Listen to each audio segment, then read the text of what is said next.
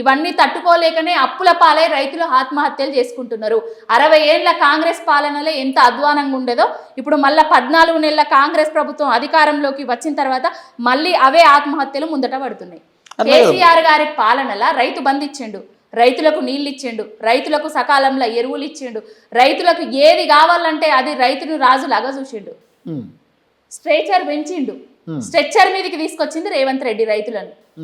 మరి స్ట్రెచ్చర్ మీదకి తీసుకొస్తా అంటుంది కదా రేవంత్ రెడ్డి. స్ట్రెచ్చర్ మీదకి ఎవరిని తీసుకొస్తాడు, ఎవరి ప్రభుత్వం ఉన్నది, ఎవరిని రేపు ప్రజలు మార్చలేకు పంపబోతున్నారు అనేది ముందే గుణపాఠం చెప్పబోతున్నారు. లేదు, ఇప్పుడు ప్రజలు ఒక ప్రధాన ప్రతిపక్ష నాయకుడు హోదా కల్పించినప్పుడు ఖచ్చితంగా ప్రజల తరపున ప్రజల సమస్యల గురించి మీరు ఏదైతే మాట్లాడుతున్నారో ఒక ప్రతిపక్ష నాయకుడు సభలో ఉండి ఇవన్నీ ప్రశ్నించకపోగా ఎక్కడో ఉండి మమ్మల్ని పంపిస్తున్నారు అనేది వాస్తవం ఎంతవరకు కరెక్ట్ అంటారు దాన్ని? జగదీశ్వర్ రెడ్డి గారు ప్రశ్నించిండు, ఆయన ఏం చేసిండ్రండి?